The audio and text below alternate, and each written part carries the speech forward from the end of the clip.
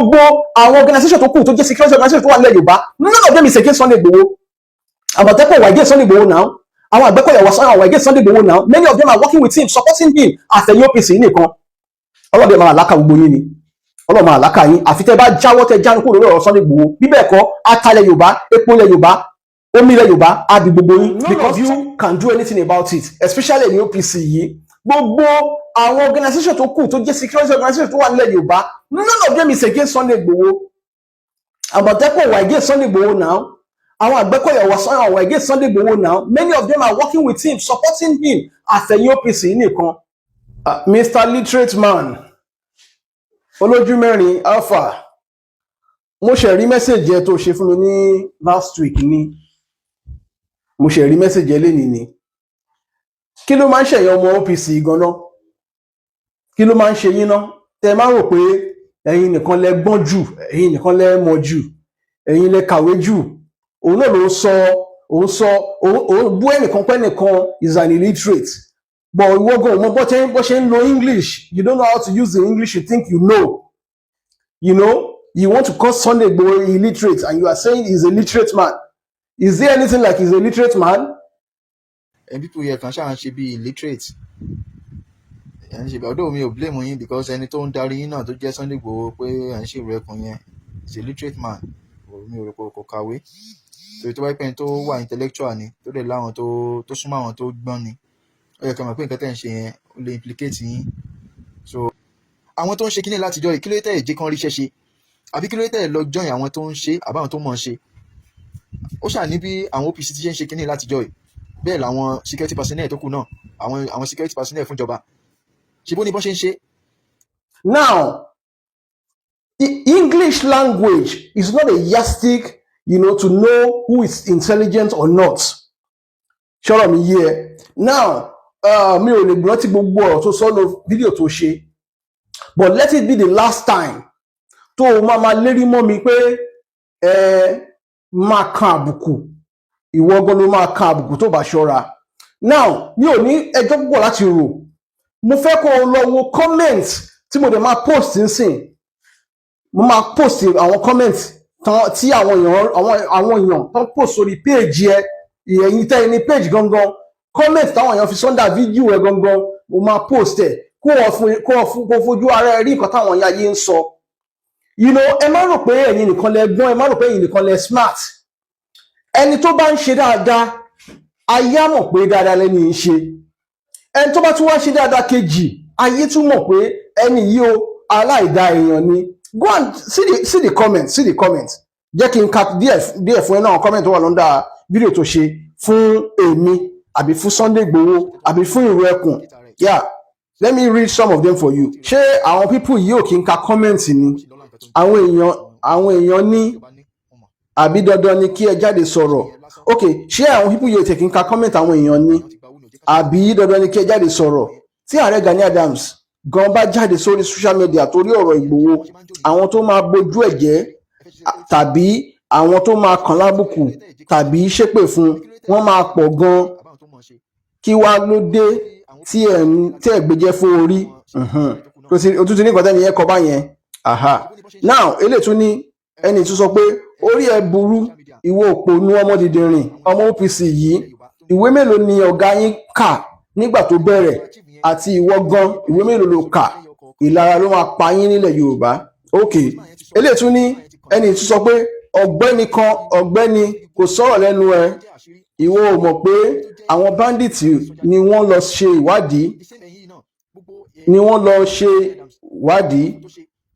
Okay, ìwọ ò mọ̀ pé àwọn bandits ni wọ́n lọ ṣe ìwádìí. Ó dìgbà tí wọ́n bá pa wọ́n tán kójú wa tó làbí arìndìníọ́. Now, ohun tí mo fẹ́ mú jáde nínú àwọn comment orí yìí ni pé ayé mọ̀ pé onísọkúsọ ni yín lọ́rọ̀ lẹ́nu ẹ̀yin OPC. Now, lórí ọ̀rọ̀ tó ní mo sọ pé gbogbo àwọn tí olóyè Sunday Igboho tí wọ́n bá bánú gbó pé nǹkan tó bá wù wọ́n nìkan ṣe fún wọn, mi ò sì sọ, and I'm still standing on that point. Kò lọ mú lọ́ọ̀yà ẹ̀ wá. Now, àwọn tá à ń sọ̀rọ̀ wọn yìí tó wà ní gbólẹ̀ Yorùbá yìí, kí ni wọ́n ṣe ń bẹ̀? ọ̀tọ̀ ní kíyàn máa gbé inú oko, ọ̀tọ̀ ní kíyàn máa gbé inú igbó, ọ̀tọ̀ ní kíyàn máa gbé inú oko, kíyàn máa gbé abúlé, ọ̀tọ̀ ní kíyàn máa dwell nínú igbó. Àtìgbà tó ti ń gbé inú igbó ilẹ̀ Yorùbá làlàáfíà ò ti sí ilẹ̀ Yorùbá. Àwa ní tó bá ti anybody tó bá ti mú inú igbó, anything tó bá ti, ó dàbí pé ọ̀pọ̀lọpọ̀ ẹ̀yin OPC ẹ̀ ń sùn nígbà tí wọ́n lọ tí ìjọba fún olóyè Sunday Igboho ní approval ìrù Ẹkùn. Ó dàbí pé ẹ̀sùn gbà yẹn sí láyé because ẹ rò pé ohun tí Sunday Igboho ń ṣe báyìí sí ẹ rò padà bó wà ara ẹ̀ ló ń ṣe. Besides, almost every operation tí olóyè Sunday Igboho bá lọ, any outing tí màá yẹn bá lọ, àwọn ọlọ́pàá, àwọn DSS àti àwọn civil defence ọ̀pọ̀lọpọ̀ wọn ló ń tẹ̀lé, àwọn sójà pàápàá ń tẹ̀lé wọn. So what's your problem? What's your headache? Olóyìnbó torí ẹ̀ pé o rò pé torí pé o kàwé díẹ̀ o rò páwà kan ò kà. Tàbá dẹ̀ wá béèrè qualification ẹ̀ bó ṣe wà yẹn sìn kò ní ṣe sọ. You know?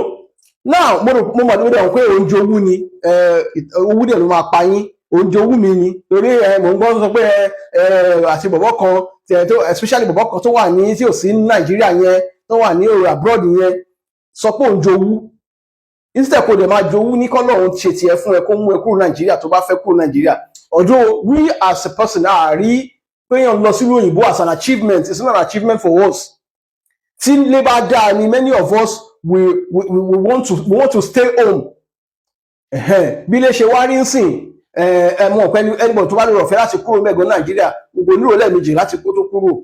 Now Sunday Igboho has the power and autonomy to do anything tó bá wù, tó bá deem fit fún anybody tó bá nú igbó. Ó ní right láti ṣe anything because ìjọba ti fún go ahead. Yes, Sunday Igboho would not have come into the picture in the first place tí gbogbo ẹ̀yin tẹ́ pé ra yín ní OPC yìí, tí àwọn army tó bá wà effective, tí ìjọba bá wà effective, Sunday Igboho would not have come into the picture in the first place. But your inability, your inefficiencies ló mú kí Sunday Igboho kó jáde. And none of you can do anything about it, especially in the OPC yìí. Gbogbo àwọn organisation tó kù tó jẹ́ security organisation tó wà nílẹ̀ Yorùbá, none of them is against Sunday Igboho. Àmọ̀tẹ́kùn were against Sunday Igboho now. Àwọn Àgbẹ̀kọ̀yà were against Sunday Igboho now. Many of them are working with him, supporting him àtẹ̀yìn OPC yìí nìkan. Ọlọ́dẹ máa làákà gbogbo yín ni. Ọlọ́run máa làákà yín. Àfi tẹ́ bá jáwọ́ tẹ́ jánu kúrò lórí ọ̀rọ̀ Sunday Igboho. Bí bẹ́ẹ̀ kọ́, ata ilẹ̀ Yorùbá, epo ilẹ̀ Yorùbá, omi ilẹ̀ Yorùbá, á di gbogbo yín. Because Sunday Igboho ṣọ̀tá ilẹ̀ Yorùbá is fighting and doing his best. He's doing his best. Kàkà kẹ́ sọ pé tẹ́ bá sọ pé ẹ fẹ́ bá ṣiṣẹ́ papọ̀ ṣó máa ní kẹ́ má ṣiṣẹ́ papọ̀ pẹ̀lú òun ni. Ọmọ àgùntàn náà ẹ̀mí ìbáwọn ṣe ń sọ àgùntàn náà bẹ́wúrẹ́ ṣe náà ewúrẹ́ ló ní ìyá òun òbí dúdú náà ewúrẹ́ ló ní ìyá òun òbí dúdú. Ṣé Sunday Igboho náà bá yín ṣe ni? Ṣèbẹ́yìn anytime tí máa yẹn bá ti lè jáde pé òun ṣe nǹkan kan báyìí gba ẹ la máa tó mọ̀ pé wà láyé. Gbogbo ẹ máa sọ pé ẹ ń ṣe léyìí pé OPC ń ṣe kíní OPC ń ṣe lè OPC ń ṣe gbá OPC ń ṣàwọ̀ ẹ̀ ń pariwo ni. Gbogbo nǹkan tẹ̀ ń ṣe náà wọ́n ti security ṣe tí stop nílẹ̀ Yorùbá. Tó bá yẹ pé security stop nílẹ̀ Yorùbá, Sunday Igboho will not come out. Ìgbà yẹn ládẹ̀ máa hàn pé ẹ̀ ń ṣiṣẹ́. Even kẹ́ má pariwo kákàn rí pé àgbòrò àwọn ará bíi mọ́ á ti mọ̀ pé ẹ̀yin kan lẹ ṣiṣẹ́ yẹn náà. Kẹ́ má ṣú ẹ̀ lórí mídíà bọ̀ kẹ́ ẹ sọ fún wa pé ẹ̀ ń ṣe báyìí ẹ̀ ń ṣe báyìí ẹ̀ ń ṣe báyìí ká dẹ̀ má gbúrò àwọn ará bíi mọ́. Tá a bá ti gbúrò wọn mọ́ a mọ̀ pé ilẹ̀ ṣiṣẹ́ yẹn bọ̀ à ń gbúrò wọn ẹ̀dẹ̀ ń kílè pé ẹ̀ ń ṣiṣẹ́. Who is going to believe you for that? Now, to your warning tó fún mi ní the end of your video, don't ever give me that kind of warning again. Má ever fún mi ní warning yẹn mọ́. Ọ̀rọ̀ mi ò jù báyẹn lọ. Ẹ ṣé ẹ̀yin tèmi. Yorùbá Space lórúkọ mi o, kò tí yí padà. Ilẹ̀ Yorùbá ò ní bàjẹ́ láṣẹ Elédùmarè. Olóyè Sunday Igboho, ọmọ Yorùbá wà lẹ́yìn yín, ẹ máa báṣẹ́ yín lọ.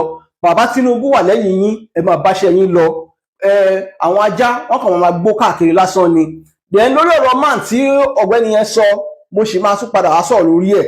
Ṣé ti gbọ́ màá tún padà sọ lórí ẹ̀ ṣe lẹ́ẹ̀fẹ́ gbọ́ ni ẹ máa padà gbọ́ last ṣé ó ti yé ẹ ó dá ẹ̀yin èèyàn mi ó dàbọ̀.